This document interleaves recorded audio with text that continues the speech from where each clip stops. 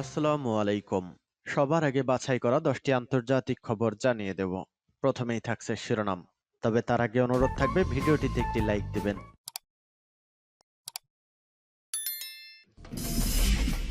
সংবাদের শুরুতেই জানিয়ে দিব সংবাদ শিরোনাম।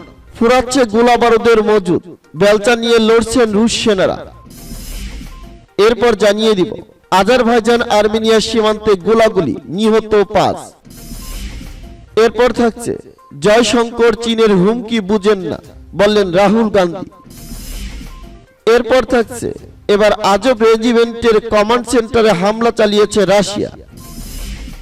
এবং জানিয়ে দিব সর্বশেষ গুরুত্বপূর্ণ সংবাদ, ইউক্রেন যুদ্ধে ন্যাটো জোটে জড়িত হওয়ার বিরুদ্ধে জার্মানি ও অস্ট্রেলিয়ায় বিক্ষোভ। এতক্ষণ শুনছিলেন সংবাদ শিরোনাম, এখন শুনবেন সংবাদের বিস্তারিত। তো বন্ধুদের কাছে রিকোয়েস্ট হলো এই ভিডিওতে একটা লাইক দিবেন, আর ভালো লাগলে অবশ্যই বন্ধুদের মাঝে শেয়ার করে দিবেন। ফুরাচ্ছে গোলা বারুদের মজুদ, বেলচা নিয়ে লড়ছেন রুশ সেনারা। ইউক্রেন যুদ্ধে রুশ বাহিনী এতটাই বিপর্যয়ের মধ্যে দিয়ে যাচ্ছে যে শেষ পর্যন্ত বেলচা নিয়ে নেমে পড়েছে। অস্ত্র ও গোলাবারুদের মজুদ ফুরিয়ে আসায় হাতাহাতির লড়াইয়ে নামতে হচ্ছে রুশ যোদ্ধাদের। এমন পরিস্থিতিতে এক ধরনের বিশেষ বেলচা ব্যবহার করছে তারা। রবিবার গোয়েন্দা সূত্রের বরাদে এমন দাবি করছেন যুক্তরাজ্যের প্রতিরক্ষা মন্ত্রণালয়। ফেব্রুয়ারির শেষ নাগাদ ইউক্রেনের একটি সামরিক ঘাঁটিতে হামলা চালাতে বিশেষ ধরনের বেলচা ব্যবহারের নির্দেশ দেওয়া হয়। বেলচাগুলো MPL 50 নামে পরিচিত। ব্রিটেনের প্রতিরক্ষা মন্ত্রণালয় দাবি করছে এই বেলচার প্রথম নকশা করা হয়েছিল 1869 সালে, পরে কিছুটা পরিবর্তন আনা হয়। একে নিম্ন প্রযুক্তি ও নৃশংসতার লড়াই হিসেবে তুলে ধরেছে ব্রিটেন। ইউক্রেনের মাটিতে যুদ্ধ করেছে এমন একজন রুশ সেনার বক্তব্য তুলে ধরে যুক্তরাজ্যের প্রতিরক্ষা মন্ত্রণালয় জানিয়েছে, এমন অস্ত্রের ব্যবহার সম্পর্কে তিনি শারীরিক অথবা মানসিকভাবে একদমই প্রস্তুত ছিলেন না। মস্কো এই যুদ্ধে বিজয় অর্জনে রুশ বাহিনীর উপর ব্যাপকভাবে চাপ দেওয়ার বিষয়ে উঠে এসেছে। দীর্ঘদিন ধরে চলা যুদ্ধে রাশিয়ার গোলা বারুদের সংকটের বিষয়টিও স্পষ্ট হয়ে উঠেছে বলে ধারণা ব্রিটেনদের। অবশ্য ব্রিটিশ প্রতিরক্ষা মন্ত্রণালয়ের এমন দাবি নিয়ে স্বাধীনভাবে সত্যতা যাচাই করতে পারেননি সংবাদ মাধ্যম বিবিসি। এ ধরনের লড়াই ইউক্রেনে কোথায় হয়েছে বা হচ্ছে তাও উল্লেখ করেননি প্রতিরক্ষা মন্ত্রণালয়। এদিকে মাসখানেক ধরে ইউক্রেনের পূর্বাঞ্চলীয় দনতঙ্কের বাকমুত শহরে রুশ ও ইউক্রেনীয় যোদ্ধাদের তীব্র লড়াই চলছে। অবরুদ্ধ বাকমুতে রুশ বাহিনী বেশ সুবিধাজনক অবস্থায় রয়েছে বলে ধারণা করা হয়েছে institute for the study of war. যদিও বাকমুদের ফ্রন্ট লাইনে নিজেরা শক্ত অবস্থানে রয়েছে বলে দাবি করছে কিয়েভের সামরিক বাহিনী। আজারবাইজান আর্মেনিয়া সীমান্তে গোলাগুলি, নিহত 5। বিরোধপূর্ণ নাগরোনো কারাবাখ আজারবাইজানের সেনা ও আর্মেনিয়া জাতিগোষ্ঠীর মধ্যে গুলি বিনিময় হয়েছে। এতে অন্তত 5 জন নিহত হওয়ার খবর পাওয়া গেছে। রবিবার 5ই মার্চ এই গোলাগুলি হয়। কাতার ভিত্তিক সংবাদ মাধ্যম আল জাজিরা এ খবর জানিয়েছে। আজারবাইজানের প্রতিরক্ষা মন্ত্রণালয় রোববার বলেছে, অস্ত্র বহন করা হচ্ছে সন্দেহে একটি গাড়ির বহর থামায় আজারবাইজানের সেনারা। বহরটি অননুমোদিত সড়ক ব্যবহার করছিল। তখন গাড়ি বহর থেকে সেনাদের লক্ষ্য করে গুলি ছোড়া হয়। এতে 2 সেনা নিহত হয়েছে। আর্মেনিয়ার পররাষ্ট্র মন্ত্রণালয় বলছে, কারাবাগের স্বরাষ্ট্র মন্ত্রণালয়ের 3 কর্মকর্তা নিহত হয়েছে। গাড়ির বহরটি নথি ও একটি সার্ভিস পিস্তল বহন করছিল। অস্ত্র বহনের যে অভিযোগ তুলেছে আজারবাইজান, তা প্রত্যাখ্যান করেছে আর্মেনিয়া। তারা বলছে, ঘটনা নিয়ে আজারবাইজান যে বক্তব্য দিচ্ছে তা পরিকল্পিত উস্কানি এবং শীর্ষ পর্যায়ের নির্দেশে ঘটানো হয়েছে। সাবেক সোভিয়েত রাষ্ট্র আজারবাইজান ও আর্মেনিয়া স্বাধীনতার পর থেকে 2 বার যুদ্ধে জড়িয়েছে। আজারবাইজানের আর্মেনীয় জনগোষ্ঠী অধ্যাসিত ছিটমহল কারাবাখের নিয়ন্ত্রণ নিয়ে সংঘাতে হাজারো মানুষের প্রাণহানি হয়েছে।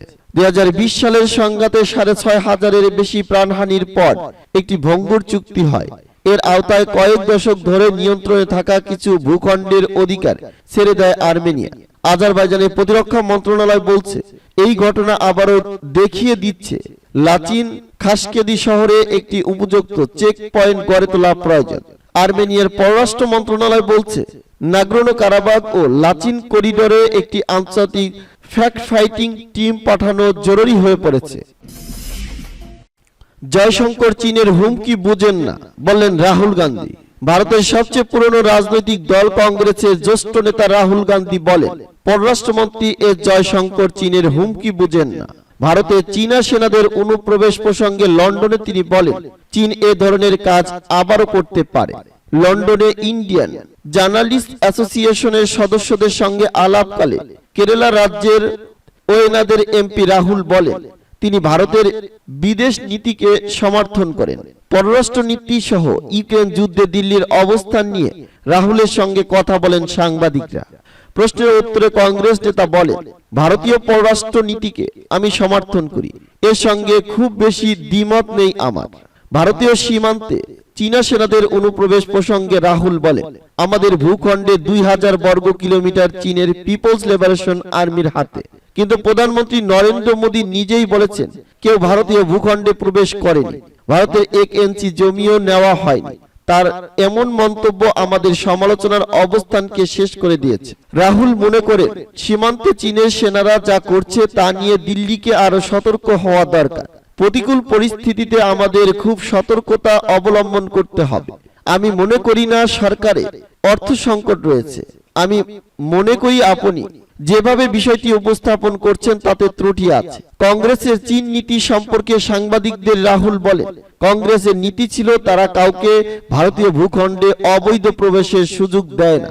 বেজিংকে নিয়ে কংগ্রেসের নীতি স্পষ্ট, আমাদেরকে কেউ ধমক দিতে পারে না। তারা কোনো দেশ, এটা কোনো বিষয় না। আমাদের ভূখণ্ডে তারা প্রবেশ করেছে, যা অগ্রহণযোগ্য।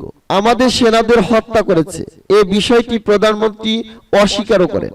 উল্লেখ্য, 2020 সালে বিরোধপূর্ণ কাশ্মীরের লাদাখে চীনা সেনাবাহিনীর সঙ্গে সংঘাতে অন্তত 20 জন ভারতীয় সেনা নিহত হয়। ওই ঘটনায় তখন দুই দেশের মধ্যে ব্যাপক উত্তেজনা লক্ষ্য করা যায়। এবার আজব রেজিমেন্টের কমান্ড সেন্টারে হামলা চালিয়েছে রাশিয়া। ইউক্রেনের সেনাবাহিনীর আজব রেজিমেন্টের জাপোরিজিয়া দক্ষিণ পূর্বাঞ্চলীয় কমান্ড সেন্টারে হামলা চালিয়েছে রুশ বাহিনী। রোববার রাশিয়ার প্রতিরক্ষা মন্ত্রণালয় এই দাবি করছে, খবর আল জাজিরা। প্রতিবেদনে বলা হয়েছে, রুশ মন্ত্রণালয় হামলার বিষয় বিস্তারিত জানায়নি। ইউক্রেনের তথাকথিত বিশেষ সামরিক অভিযান এর দৈনন্দিন হালনাগাদ তথ্যে শুধু হামলার কথা উল্লেখ করা হয়েছে। আজব রেজিমেন্ট ডানপন্থী ও উগ্র জাতীয়তাবাদী চরিত্রের সদস্য সংগঠন। এখন এটি ইউক্রেনের ন্যাশনাল গার্ডের একটি ইউনিট। গত বছর মারিউপোলে রাশিয়ার অবরোধের বিরুদ্ধে প্রতিরোধ গড়ে তুলে আন্তর্জাতিক পরিচিতি পায়। রোববারের বুলেটিনে রুশ প্রতিরক্ষা মন্ত্রণালয় পূর্বাঞ্চলীয় বাকমুতের লড়াইয়ের কথা তুলে ধরেন। শহরটি দখলের চেষ্টা করেছে রুশ বাহিনী। ইয়েভজেনি প্রিগোজিনের প্রতিষ্ঠিত রুশ ভাড়াটে বাহিনী ওয়াগনার গ্রুপ শুক্রবার দাবি করেছিল শহরটি তারা কার্যত ঘিরে ফেলেছে, তবে ইউক্রেন প্রতিরোধ চালিয়ে যাচ্ছে বলে দাবি করে আসছে। ইউক্রেন যুদ্ধে ন্যাটো জোটে জড়িত হওয়ার বিরুদ্ধে জার্মানি ও অস্ট্রেলিয়ায় বিক্ষোভ। ইউক্রেন যুদ্ধে মার্কিন নেতৃত্বাধীন ন্যাটো সামরিক জোটে জড়িত হওয়ার বিরুদ্ধে জার্মানি ও অস্ট্রেলিয়ায় ব্যাপক বিক্ষোভ প্রতিবাদ হয়েছে। 1 বছরের মাথায় এসে যখন এই যুদ্ধের বিরুদ্ধে জনরোষ তুঙ্গে, তখন জার্মানি ও অস্ট্রেলিয়ায় বিক্ষোভ অনুষ্ঠিত হলো। যুদ্ধে বিপুল পরিমাণে অস্ত্রশস্ত্র সরবরাহ করার প্রতিবাদে অস্ট্রেলিয়ার রাজধানী ভিয়েনায় বহু সংখ্যক মানুষ বিক্ষোভ প্রতিবাদে অংশ নেন। এ সময় তারা মার্কিন নেতৃত্বাধীন ন্যাটো সামরিক জোটের এই যুদ্ধে জড়িয়ে পড়ার বিরুদ্ধে তীব্র সমালোচনা করেন। বিক্ষোভকারীরা ইউক্রেন যুদ্ধ থেকে অস্ট্রেলিয়াকে নিরপেক্ষ থাকার জন্য সরকারের প্রতি আহ্বান জানান। বিক্ষোভকারীদের হাতে এই দাবি সংবলিত প্রচুর ব্যানার ও ফেস্টুন দেখা যায়। বিক্ষোভে অংশ নেওয়া ভিয়েনার এক বাসিন্দা বলেন, অস্ট্রেলিয়া নিরপেক্ষ রয়েছে এবং তাকে এই যুদ্ধে নিরপেক্ষই থাকতে হবে। আমরা কোনো মতে এই যুদ্ধে জড়িত হতে চাই না, কিন্তু ইউরোপীয় ইউনিয়নের সদস্য হওয়ার কারণে তারা যে সিদ্ধান্ত নিচ্ছে তাই আমরা সমর্থন করতে বাধ্য হচ্ছি। প্রকৃতপক্ষে এভাবে ইউক্রেনে শান্তি আসবে না। এদিকে একই ধরনের বিক্ষোভ অনুষ্ঠিত হয়েছে জার্মানির কেমনিচং শহরে। এই বিক্ষোভ থেকে ইউক্রেন যুদ্ধে শান্তিপূর্ণ অবসানের আহ্বান জানানো হয়। ইউক্রেন যুদ্ধে অস্ত্র সরবরাহ করার বিরুদ্ধে রাশিয়া বারবার সতর্ক করে আসছে, কিন্তু তাতে কান দিচ্ছেন না পশ্চিমা দেশগুলো। এ পর্যন্ত তারা ইউক্রেন যুদ্ধে হাজার হাজার কোটি ডলারের অস্ত্র ও সামরিক সরঞ্জাম দিয়েছে।